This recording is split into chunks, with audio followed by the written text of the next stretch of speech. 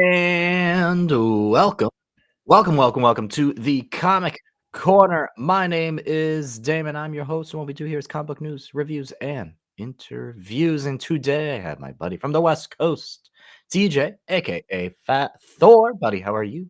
I'm absolutely wonderful, my friend. It's a beautiful morning here in sunny California. I ate a little breakfast this morning. I read some comic books. So I'm dandy even, you could say. I'm dandy. Yeah. Wow, his dandy is absolutely great. And what a way to segue into an absolutely awesome issue of Absolute Superman. The Absolute line continues just to be pumping out hit after hit. And is Absolute Superman maybe my favorite of the three so far? I don't know. This issue was that good. We'll talk about that in a bit. Enter the Guardians Ultimate. The Ultimates. I was going to say Ultimate Guardians of the Galaxy, but it's not Ultimate Guardians of the Galaxy. It's the Ultimates. Number 8 dropped this week, and they bring in the Ultimate Guardians of the Galaxy, but not who you think they are. We will discuss what a cool little twist on that it is. And guess who's back? Oh man, I think it was like a year and a half ago. It was a long time ago when Jed McKay was announced as the writer of the Avengers. And we interviewed him here on this channel way back when, before we started doing the weekly reviews. And I think one of the first questions I asked him was, so Jed, when is Black Cat joining the Avengers? And he immediately laughed and was like, well, not anytime soon. And why would she ever do that? Well, we got to that point, ladies and gentlemen. Black Cat is in an Avengers issue, and it's a lot of fun. But first, I didn't want to talk about this. But there's so many people who were talking about this, and we're going to make this very quick. TJ, you didn't even know about this, or maybe you saw this floating around online. There's an issue No coming idea. out. There's an issue coming out. It's a Harley Quinn issue. It's a one-shot. It's all about farts. It is all about farts. It's a not scratch and sniff, because that's copyrighted. It's a rub and smell fart issue. Yeah. I love it. I love it. Oh, see, the interwebs is up in arms, up in flames, saying DC Why? Comics is putting out some terrible, terrible things. This is awful. This is why Marvel's better. And I just gotta be like, look, guys. First of all, I'll make 2 quick points on this. One, it's sad to me that this right here is like the talking point of DC Comics, because DC's putting out so many amazing things. We're going to talk about 2 of those amazing things so far this week, and one of them being the Absolute line. That should be the headline of DC Comics right now, because the Absolute books are so good, and the All-In Initiative is great. Second of all, this is an April Fool's issue. It's a one-shot. It's an April Fool's saying they've been doing this in years past. This may be, and not even maybe, this is obviously the most scandalous, most ridiculous issue that they've put out. It's ridiculous. It's dumb. If you don't want it, don't get it. Like, that's my biggest thing with that. And third, I hear a lot of people being like, oh, this is what Harley Quinn gets. Guys, if you want a good Harley Quinn book, go read Poison Ivy from G. Willow Wilson right now. New issue came out this week, and it's great. I love G. Willow Wilson's Poison Ivy, and the relationship that she has set up with Ivy and Harley Quinn in there is everything that you actually want. So if you don't want to read this, don't pick it up. If you're like, that's all I'm gonna say. If you don't want it, don't get it. I think it's funny. I think it's fun, dude. I mean, why the hell not? Dumb. Did everyone just forget how to have fun? Like, it's like, that's so dumb. Yes, it is dumb. The scratch and sniff part, I think, is the thing that really put it over the line. But it's like creative. It's different. You know what I mean? Like, that's like, you know what I mean? Like, it's supposed to be, like you said, it's April Fool's, right? Like, that's the whole point. It's supposed to be like, dude, what? Like, that's ridiculous. That's crazy. So it's like, to me, it's like, why the hell not, dude? That's fun. Again, no one knows how to have fun. Like, who cares? Like you said, there's not only that, but especially Harley Quinn. Like, dude, she has been everywhere since since Margot Robbie, did the Suicide Squad. Like, that character has been everywhere. So there is no shortage of Harley Quinn content that you can get. So if you're upset about a 1-issue April Fool's joke fart issue, I was like, you're a lost cause. I'm sorry to break it to you. And you can call me immature as much as you want, but farts are funny, man. Farts are always going to be funny. I'm on the other side of the fence on this one. Nah, man, I'm not planning on picking it up. I'm I not would gonna never pick it plan on up, picking but it I up. mean, it's like I don't understand why you would be upset about it. Like, come on, touch some grass, people. I think again, the highlight of DC Comics right now should be the absolute books. That's what people should be talking about. They really Mhm. so without further ado, let's talk about a good DC book that's out right now. And it's Absolute Superman #3, written by Jason Aaron, artist Robbie Sandoval, colorist Ulysses Ariola, and letter Becca Carey. I love this issue. I think this is my favorite issue of the 3 Absolute Superman issues so far, and maybe one of my favorite single issues of the Absolute line total so far. I think part of it is because this entire issue takes place on Krypton, and we really get to see possibly the final moments of Krypton being Krypton, and the government/scientific committee really silencing the warnings of everything going on. You get to see how awesome Kal-El's parents are. Like, Laura's cool. Jor-El's cool.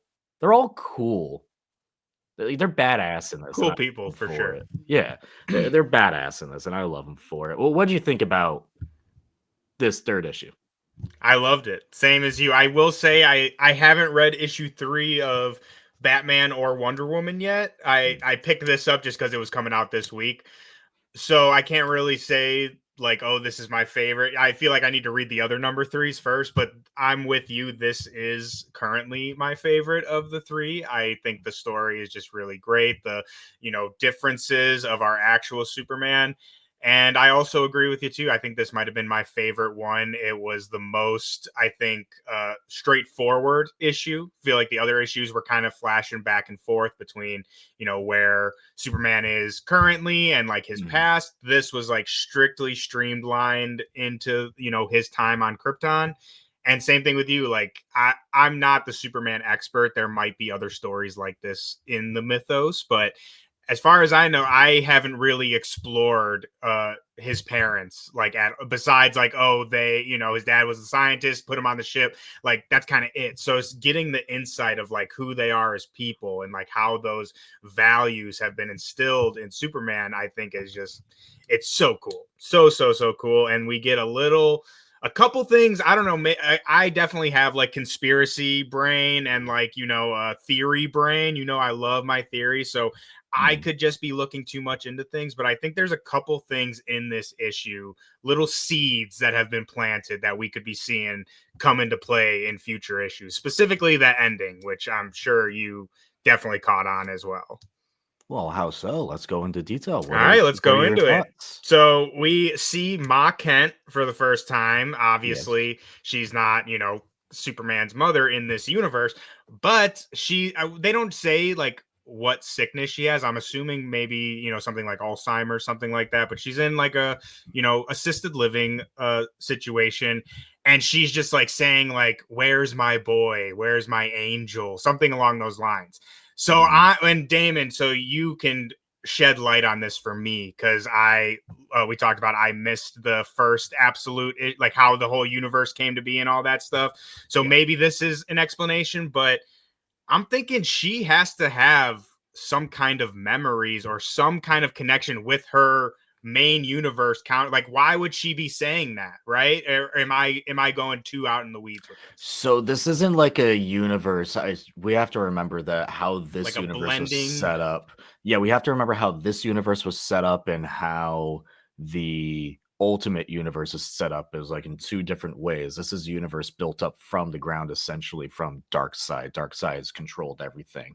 So I don't know for sure if that scene with Ma Ken. I did just read it not too long ago, but I do not remember if that was like present time Ma Kent or if that was like Ma Kent at that moment in time. I would have to imagine it's present time because of how it, your mic's muted, but you would have to imagine how it's present time because of how old Yeah. she is Yeah, so it says Central Kansas now. So now. it's in Okay, current yeah, time. Clark, I don't know if he's even Clark he's yet. not Clark. Superman. He's just Yes. Kal-El. Yeah. Yeah, Kal-El is working at this place as like a, whatever, nurse or whatever.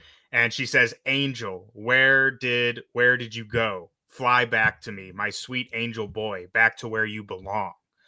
To me, that again, I'm not, you're well versed on how the universe was created, so again, I could be completely out in the weeds. To me, that's like there's some kind of mingling with her other universe. Like, how would she? Why would she say that if she has That no idea? It's like destiny, right? Like he's there's destined still a to be little there. bit of like the destiny stuff, right? Yeah, We that's what I see it mean. with Kal-El being on Krypton. He's like still has that itch to write and itch to tell the truth and Yeah. have all that stuff. We see it in the previous issue with Lois, how Lois kind of like has always hated to write, but in this Mhm. particular log, she wants to write it. She's not letting like the Brainiac system do it for her. There's always that innerness in you, that destiny, if you will, that will come out. Mhm. So maybe there's a little bit of that. I don't know. I guess we'll have to find out to the next issue. But I just love the dynamic that we see with Kal-El and his parents. It is funny because at the same time in the Action Comics run, I don't know if Mark Waid's run has officially come to an end, the weekly issues, but Clark essentially kind of quote unquote like went back in time onto a Krypton where his parents were still alive and he got to talk to them. Mhm. So you see a little bit of like that relationship, but we don't see that relationship proper in this way because this is also a Krypton that's much different. This is a Mhm. class system with the L's that are significantly different than what we've seen. Like the symbol on his chest isn't necessarily a symbol for hope necessarily particularly, but is a direct symbol of their class, of like their working class selves. Mhm.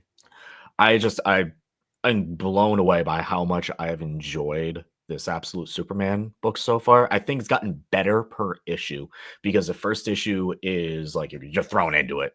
Yeah. And I love that we had an entire issue right here that we're able to go back, see Krypton. I don't know if we need to see Krypton explode again, but it seems like it's a different death of Krypton. This isn't like a full-on explosion. This is it rotting from its core type Mhm. of thing. And you see how the elites have built their own ship to try to disperse. So who knows how many other Kryptonians may be out there after this issue? I guess we'll find out. True. This is a much different scenario, which I find very interesting. I really dig it. Rafa Sandoval's art here is fantastic. I love the art in this book. Mhm. The colors too fit it very well. I was a little worried because we got quite a bit of crypto, and I was getting a little worried when like all the animals are dying, and I'm like, I swear to God, if anything happens to this dog, Nah, man, crypto's got to make it. better. Oh We're my we're God, he we're better. Jason rioting. Aaron, Jason Aaron knows how to break our little hearts. Yeah, it does. Hey, Thor. Nothing happened to Thori though, so I have faith for uh Pluto. Okay. Pluto, crypto. Pluto, I'm pretty Mickey sure Mouse over here. Pluto's definitely another dog in some kind of show Yeah, though, Mickey for Mouse's sure. dog. Yeah, see, I'm not crazy, dude. I'm not just completely off the Oh wall. golly, we are off the wall today. One So thing I anyway, do want to bring yes, go up, on. which again is again could me be just me overthinking everything, but did you Mm. notice too that they kind of have like a Fortress of Solitude type thing in like on Krypton, but it's obviously the red kryptonite. Mm. Again, not necessarily a theory there, but I don't know, just feel like something interesting to ponder. Does Like the that Red mean Rocks maybe? area that they're kind of at. But I'm saying maybe could that mean that like red kryptonite might have a different effect on him? Because I don't know if famously that's red yeah, kryptonite makes him, like rage angry. Yeah, out yeah, like yeah. crazy. Maybe it might have a differing effect on because like we talked about the class system, they're like minors, right? So they would be exposed to that much more often. Again, just something to ponder, not necessarily a theory on that, but it caught my attention. I wanted to bring it up. It's interesting. I don't think they're gonna go that route with it, but it's interesting. Like I I said, think it just was something. more of a symbolism aspect of it. Yeah, like I said, Yeah. something to ponder. We'll see Okay. in next couple issues. Yeah. But yeah, love Anyway, it. Thumbs up all around. this issue of Absolute Superman may push this. I need more. I hate to say consistency. We're 3 issues in, but if it keeps up this momentum, particularly if this series does, this has like series is blowing me away so far. After this issue, this may be one of my favorite single issues of the Absolute line so far. Love it, love it, love it, love it. Love it. From DC to Marvel, we're sticking with these like Elseworld slash mini verse type of things. I've been saying Absolute line and Ultimates line are like the best things coming out in the superhero comic spectrum. I know the Energon universe has been fantastic as well. I haven't been reading it because I'm just not a GI Joe person or a Transformers person. So for me, that's not my thing, but these two things are my thing. And we were teased this months ago when this solicit came out that we were going to be getting the Ultimate Guardians of the Galaxy in this issue. This is the Ultimates #8 from Denise Camp, artist Juan Frigeri, colorist Federico Blee, and letterer Travis Lanham. Not at all what we were expecting with the Ultimate Guardians of the Galaxy. We thought we were going to be getting more into the cosmic side of things. And in some ways, yes, we are. But in this way, TJ, it's cosmic slash 61st, 62nd century, like so many years ahead in the future. This is essentially a time travel squad. Yeah, and I'm so glad that you said that it wasn't like what you expected, because when they started going through, I was very surprised by the members of, like, if I'm looking at this cover, dude with the guns, Star-Lord. That's immediately what I Yes. went. Dude in the back, Drax, like 100%. And I felt like kind of silly when I was like, did I just not pick up on this? And like, am I like, again, just being silly here? So I'm glad that it surprised you too, because Oh, yeah, the members of the team were just, I was not expecting any of that. And it just, again, totally surprised what I was expecting. And like you said, same thing with the time travel aspect of it. I'm just like, dude, Denise is awesome, man. Like he is so cool. Like I just love that. It's like, again, you just subverting our expectations. Like you see the Guardians coming in, you feel like you know what to expect, and then this just completely went in the opposite direction, but in a great way. Like that could have also been a bad move, but no, he executed it great. And the big twist here, like we mentioned, these are Guardians of the Galaxy from like the 61st, 62nd century, like so many years into the future. Like wild to think about.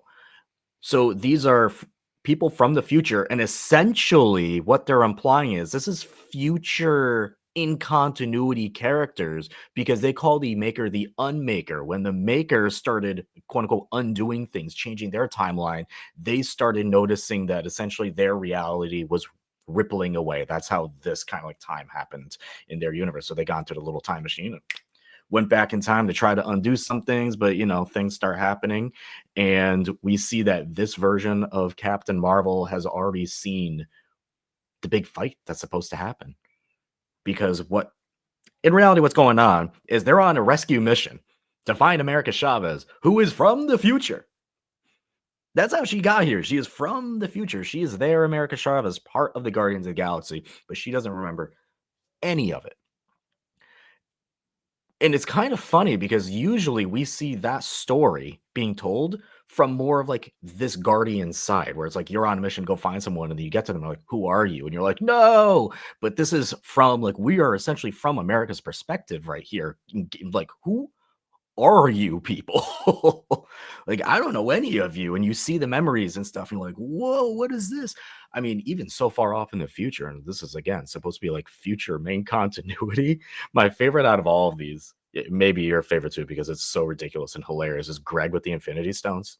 Like you're seeing like all these like wild, Greg. like Yeah, that these was great. vast, like crazy looking characters, like future versions of like maybe a Moon Knight, a MODOK, a Kang, and then here's just some dude named Greg with the Infinity Gauntlet.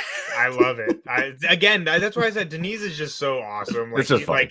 there was a couple panels in there that were just straight up funny. Like I forget there was another Yes. one that I was like, dude, that's hilarious. This Like I that was a good one. I was in my car this morning reading with a coffee, reading this issue, and I hate to say, like, sometimes you get a comic book that is like hootin' hollering kind of like Hoot and thing, but I was, hollering type of yeah, comic. and it was. I mean, it's a little sad to some extent because there's like some sad stuff going on between this Captain Marvel and America Chavez, because it's a lost love type of scenario. But man, there's like some wild visuals where Doom, by the way, has like this little like Herbie Doombot kind Yeah. of thing, and This he's is a like fun making. issue. I'm like, this is like that's such a fun little idea, and how like Doom's Yeah. able to do his work but still keep along, and Mhm. then the Star-Lord guy is able to like go through screens and be like, "You have no idea the power of technology that we have because we're so far ahead. Like your pea brain couldn't Yeah. even think about it." And then the big let off. Also, there's a lot of things they teased. Is that they teased that either Iron Man or Doom, one will be the savior of all things, and one will be the destructor of all Wait, I things. thought it was between Doom and Maker. Am I No, no, they it was said the guy with the Iron iron Man? lung, and right now Iron Man has the Uh, iron lung because See, he's I was in the thinking the thing. man, because remember his ship that they like, whatever the shit that he's in, the Maker. I thought that's what they were when they said the iron lung, like since he's recovering, that's what I thought they were referring to. No, But yeah, I that believe they makes were sense. implying Tony Yeah. Stark, and they're saying one Mm, of you is gonna be the I. destruction of it all, and one of you is gonna be the savior of it all. Mhm. You immediately try to be like, well, obviously Doom's going to be the destructor, but this universe is completely Yeah. flipped on its head. You never know. You start questioning and second guessing yourself. So Mhm. honestly, it could be a toss up, a 50-50 Yeah. toss up. It would break my little heart if they made this Reeve Doom like the destructor of it all, because like I'm Uh, actually really starting to love this version of Doom. He's logical, but he keeps to himself. He's a little off put. Like when he sees like a big fight's about that, he's like, and here we go, another useless fight. I don't know, man. I'm still fleshing it out, but I have what I think is a pretty dang good theory about what the hell is going on Let's with hear it. Maker and Doom. Do you want to hear it? Do we got Let's time? hear it. This is what we do here, man. All right, everybody, strap yourselves in. And you're gonna have to do some of your own research on this, but basically, I like to say on my other channel, Sons of Millionaire, we have a saying, and that is never trust a Reed Richards. You can never, no matter what universe he's from, you cannot trust a Reed Richards. And I think that concept applies here too with our Doom Reed, which I agree with you. I love this character too. But I think a lot of people are forgetting where the maker started this whole journey, and that started in Donny Cates's Venom with what was called Project Oversight. And basically, what Project Oversight was the Council of Reeds, which is just like a collection of reeds throughout the multiverse, tasked the maker with restoring his original Earth 616 universe. And if he's able to do that, they're going to welcome him back into the Council of Reeds. And that's what he wants. So throughout Venom and all this crazy stuff, he gets the symbiote from the original Ultimate universe and uses that to travel to Earth 616. When he gets there, it's in disarray. It's just like completely destroyed. But he's like, hell yeah, this is perfect. And we just ended it there. And, we never saw that again. Fast forward, Ultimate Invasion, Maker's in prison. So what I'm getting at here is all of that is important. And I feel like all of this with Earth 1610 and this whole new universe, so again, I don't have all the pieces together, but in somehow is connected to his mission of restoring the original Earth 616 and completing his His mission his with the 161. council. Yes, his His Earth yeah 616, or yeah okay. sorry, 1610. Well, the And 1610 is the current or universe. wait, It's all very dude, all confusing. these universes, dude. What's the original Ultimate Isn't it Universe? 161? Yeah, 161, whatever. The original Ultimate Universe. But what I'm getting at is again, this task that he has is from the Council of Reeds.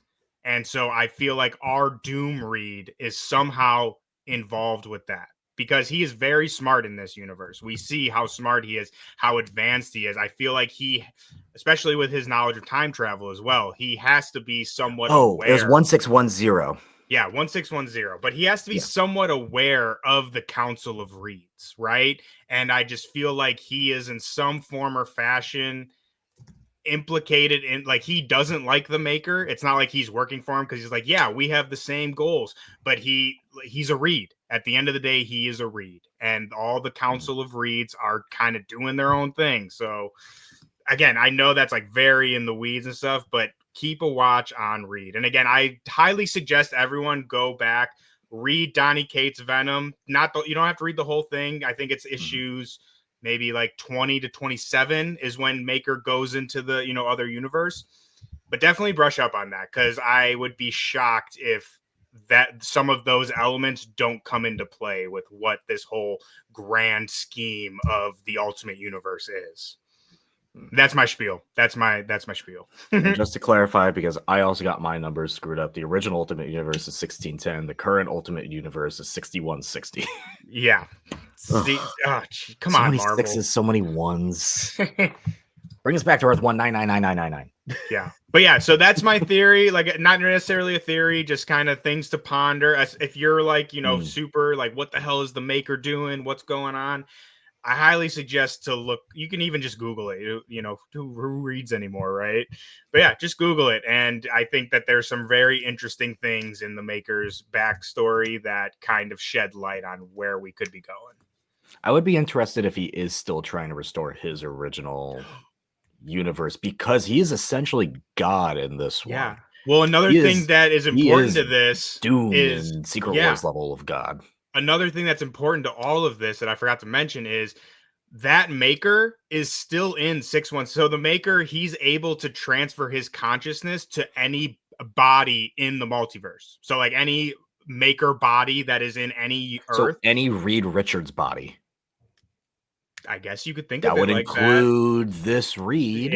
Yes. So that's what I mean is, so that's why Maker was in prison in Ultimate Invasion, because the one that's trapped in 616 put his consciousness into the one that was already in prison, so that he could set this whole plan up to make this. That's what I mean. It's all like these plans are all. It's all the same plan. It's not like he was like, oh yeah, that failed, so I'm going to this. It's all been part of this one thing.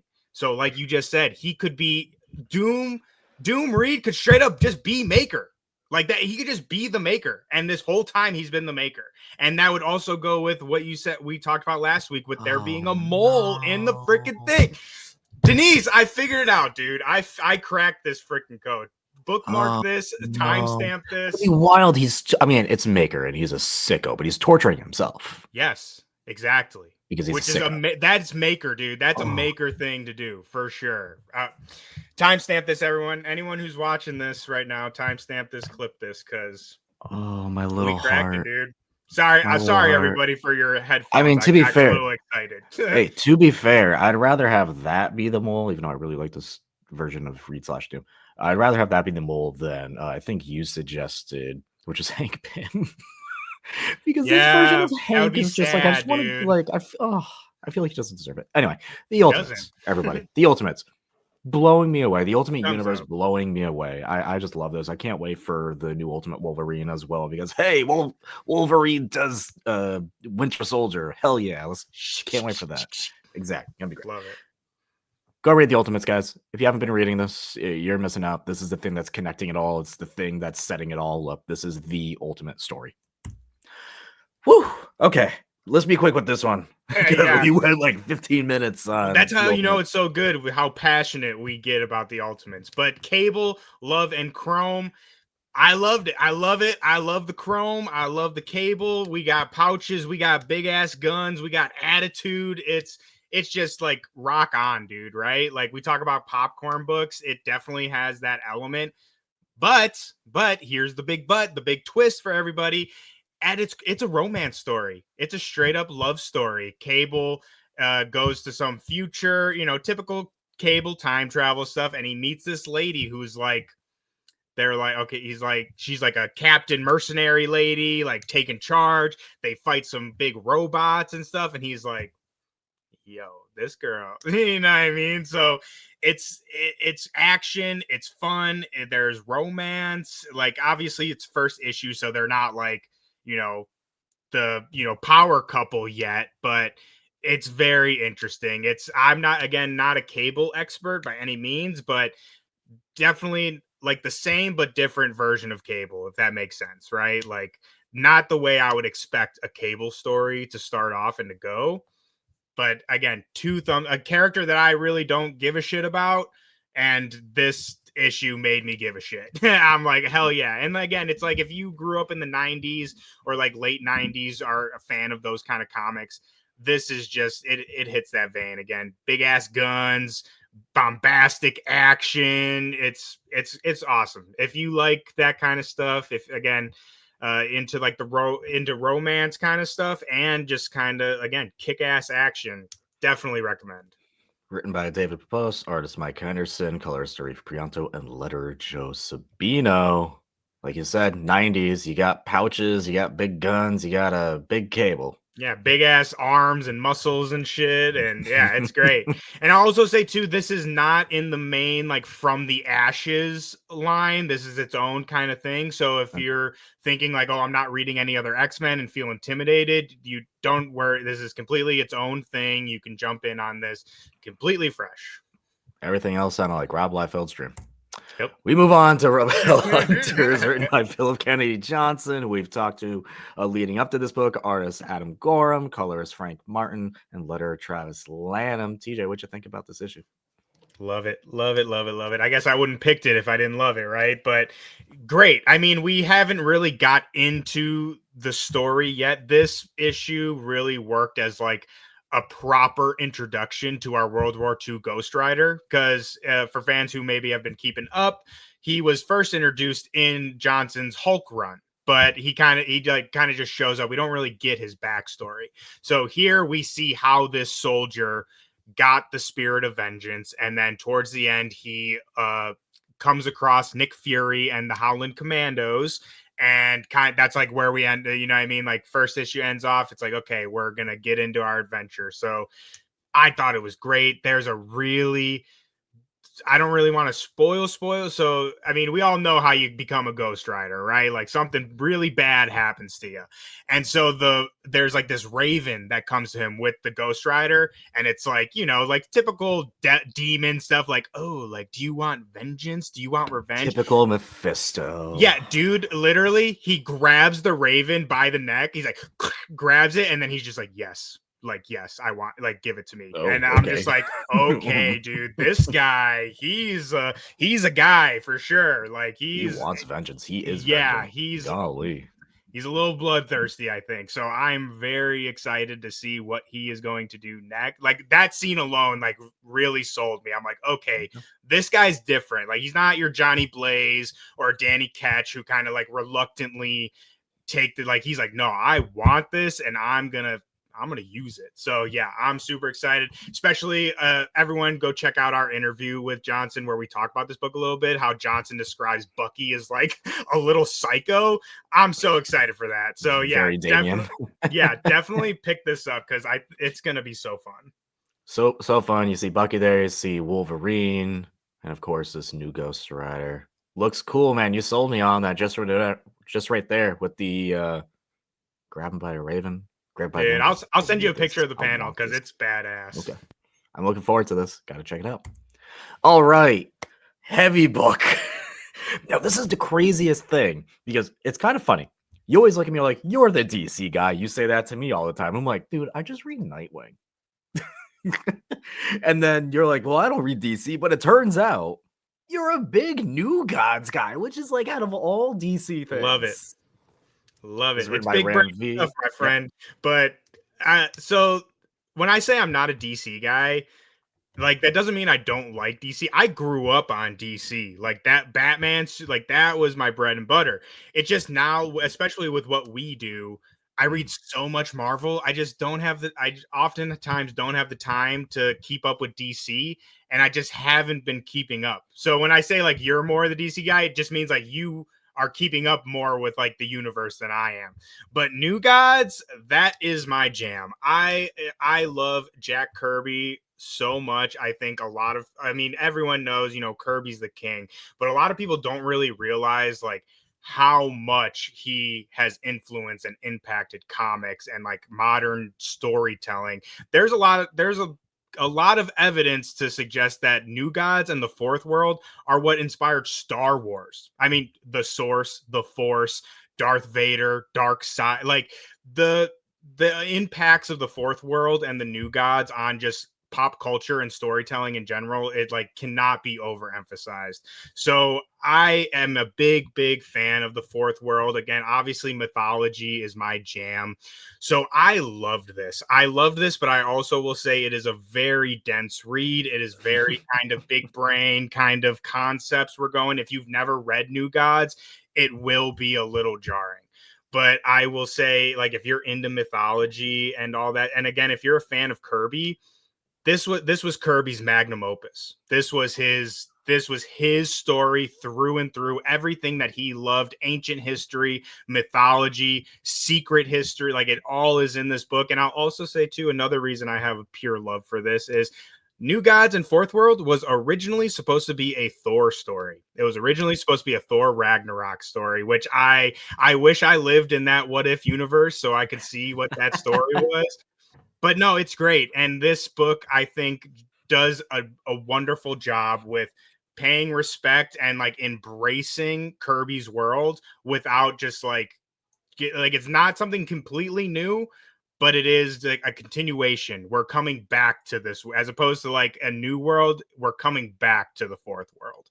And they introduce a very interesting dynamic in this first issue that kind of really turns the tables on the whole power god dynamic, and especially with Darkseid being gone, that really throws the balance off of everything. So I'm super excited for this book. Again, I can totally understand some people who may say it's a little, kind of too meaty, too much, you know what I mean? But I urge you, if you're into this kind of stuff, again, mythology, kind of stuff like that, I urge you to give it a chance. Ram V also is a fantastic writer. I think he does a good job with taking kind of bigger concepts, making them more digestible. So I loved it. Loved it. I'm sorry for all the tangents today, everybody, but I am so glad that you are a New Gods person because I went into this and this is my first New Gods book.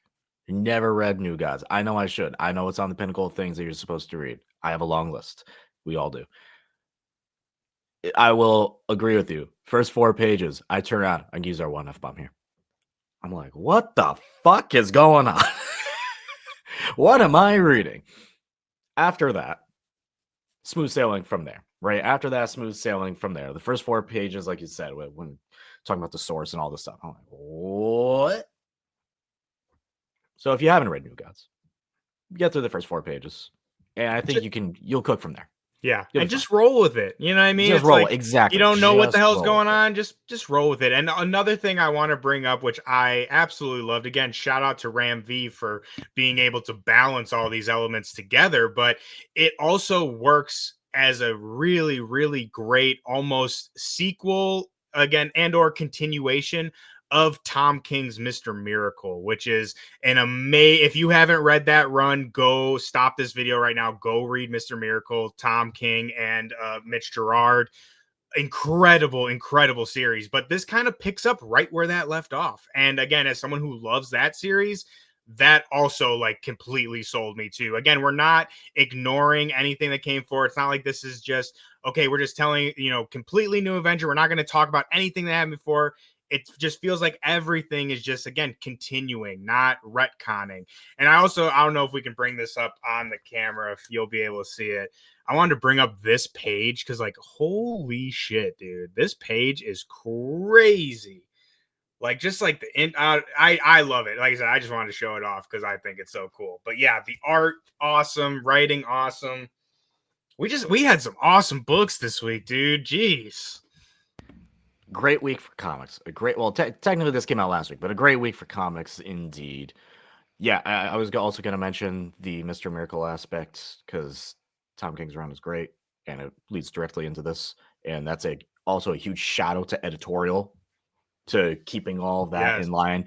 And one last shout out also to Ram V because he is the perfect writer for a book like New Gods. From the few things of Ram V that I have read, his big brain ideas are just seems to go just naturally into this. So New Gods, everyone, this is supposed to be the book that's really going to be the all-in book, the book that ties the absolute with the main Earth storylines going on. And eventually when they do possibly collide, this will be the book that kind of connects it all together, making sense of it. Also, absolutely go check this out. From one end to Avengers. another, from one end to another, because we go from very heavy things to, hey, here's Black Cat, an Avengers book. This is written by Jed McKay, And artist Harley Fareed Quinn's art. Garami, colorist Federico Blee, and letter Corey Bennett. This is so much better than a fart issue, because this is at least fun. This is Jed McKay in his wheelbag, and I'll be very open. There is sometimes when we do have a lot of books, and we pay for our books from Marvel and DC. We pay for them. We don't get them, so I only read what I buy, and you only read what you buy. And it's been a hot minute since I've read this Avengers run. It was one of the things that I unfortunately had to cut when all the Ultimate and Absolute stuff was coming out. I had to make a cut. This was one of them. But this issue I came back in because I love Jed McKay's Black Cat right there. Yep, I love Jed McKay's Black Cat. I love that run. And we joked earlier when I asked him, I said, hey, Jed McKay, when is Black Cat going to join the Avengers? And he was like, oh, why would you ever do that? They'd really have to be really desperate. Well, they are pretty desperate because essentially, TJ, I know you haven't read this issue, and I'm going to spoil it for you. So if you don't want to go into the spoiler free, I'm sorry. There's no way for me to talk about this without it, because it's essentially this whole run of Avengers. As you know, King had forewarned them of this bad thing that's going to happen. And I guess Kang had some plans on his drive and stuff. And those plans got stolen and ended up at an auction, naturally, at the Grand Masters Casino. So how are they going to get this? Well, Scarlet Witch suggests, let's do a heist, everyone. So they go on, they do a heist. There's a hilarious back. It's like classic heist. This is Jed McKay, again, in his wheelhouse. In his Black Cat wheelhouse, he knows how to write a heist story.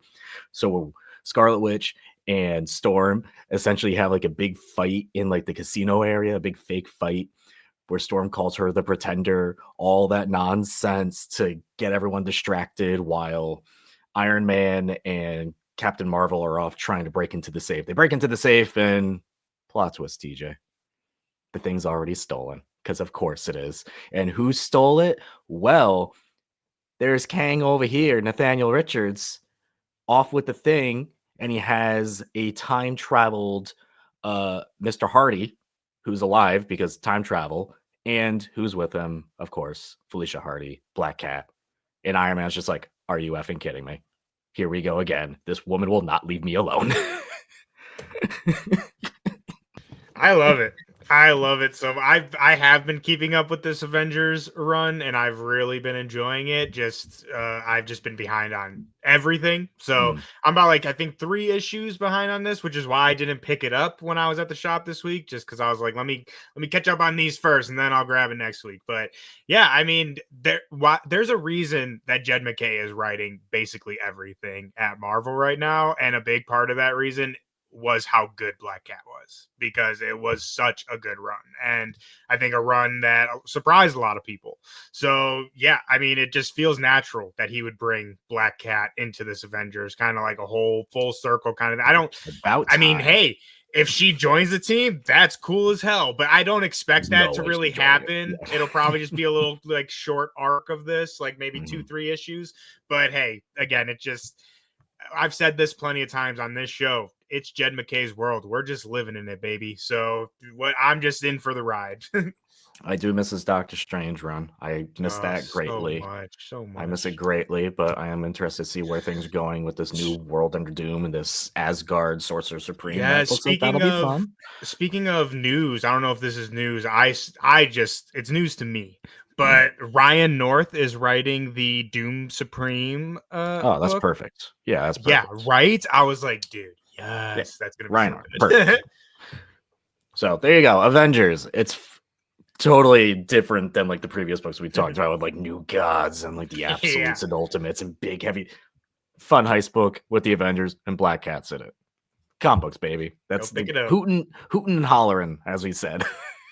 That's gonna be the new like catchphrase here. Hootin' and hollering comics. Last book of the week. When I Lay My Vengeance Upon Thee. This is from Boom Studios, writer Gus Marino, artist Jakob Rebelka, and letter Rebecca Carey, who's just everywhere. This is the first issue, and there's a lot of there's good aspect in here that I enjoyed about this issue. If you like exorcism-y type of books with the priest going in and doing exorcism stuffs, then you're like a lot of this. For me, this whole thing didn't hit. I thought the art in here is just like the cover. And I think the art really suits the story that they're telling going forward. But there's one guy here on the right. This is essentially the guy on the left is an old priest who has been doing exorcisms for years. And the guy on the right is going to be his new apprentice on the cover here. Guy on the right sucks. He's terrible. Spoilers, he allegedly, at least in the few first panels that we saw of this, I think he killed a baby, like in the middle of a baptism. That's the sign of this. Maybe there's more to it. There's probably more to it, or else this guy is just actually the worst. It could be the fact that that baby may have been possessed, and that was the only way that he could deal with the possession. Yeah, maybe that baby was a jerk, dude. Well, I'm thinking the baby may have been possessed. I think that's the only way you can kind of like turn this around. But outside of that, really cool world, dark, possession, exorcisms. If that's up your alley, go check this out. You got like, that mentorship of like the old guy's like, I'm too old to do this. And the young guy who's just like, I'm just drunk here in Argentina. I thought it'd be colder than this and warmer than this. I don't know. They have wine. So there you go. Green behind the ears. Yeah, a little green, just gloomy, angry, everything. Some dark imagery in here too. Some very dark jokes, actually. They do like a haunted mansion-esque type of joke, if you catch my drift there. And interesting. I'm going to keep up with this because I do like some good exorcism stories. Hell yeah. I didn't read it, but maybe I will for next week when the next one comes out. I mean, I'm definitely going to read it just to see what we're talking about here. Yeah, give it a whirl. See if I do a hoot and or a holler. It's more like an ooh and an ugh and a type of thing. We just need to review all books from now on with just noises. On the hoot and holler scale? Yeah. How many hoots do you give this issue? I give it 3 hoots out of 5. And that is for Absolute Batman number 4, which is coming out next week. We're comic book guys. We love Absolute Batman. We give Absolute Batman a holler.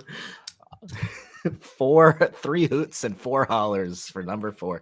All right, here's next week's poll. Absolute Batman number 4 for me. Christmas 365 number 2. What if the 25th of every month was Christmas for a guy who's just trying to save his family? That is written by Mikey Way. Yes, the bassist of My Chemical Romance. And also Ultimate Black Panther number 12. I only have 3 books next week. Thank Christmas. Say, that's a light list, my friend. I actually have a light list this week too. Thank the comic gods. I got NYX number 7. Loving this series. I'm behind on everything, so I'm a couple issues behind, but I have no doubt that is still awesome. One of my favorites of the From the Ashes line for sure. Ultimate Black Panther as well. We've been talking about that. Both love that. And then different from you, I have Uncanny X-Men number 8, another book I am still really loving. I think I'm maybe 2 issues not as behind on this one, but the last one issues I read was very Rogue centered, and the whole book is very Rogue centered, but it was really great Rogue issue. And then I got Wolverine number 5, baby, by Sal Ahmad and our good friend Martin Kokolo. It's fun, man. Popcorn book. It's a hoot and holler book for sure. We got Wolverine killing stuff in the woods, doing animal stuff. It's cool. And again, the art, one of the best drawn books from the Ashes line, without a doubt. One of the best drawn books of all Marvel, I would say. But yeah, so if you are a fan of Wolverine looking cool, looking badass, doing some badass stuff, pick it up. I'm going to be picking it up. Obviously, it's on my list. But yeah, that's what I got for next week. Easy. These are books for the week. Nice light week. 3 books for me. Oh, thank Christmas. Oh, man. What a A lot of books we've had, a lot of books we had, but that's just goes to show that we have a lot of good comics out right now. Yeah. So let us know what you're picking up next week, what you picked up this week, what you'd like to see us talk about if we didn't talk about it already. But that's it. That's it for this issue of the Comic Corner podcast.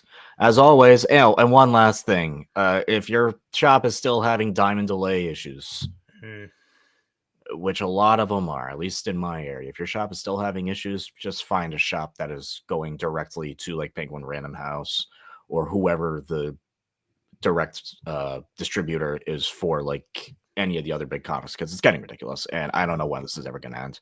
It's really frustrating. It is extraordinarily frustrating. But that's it. Go support your local comic shops.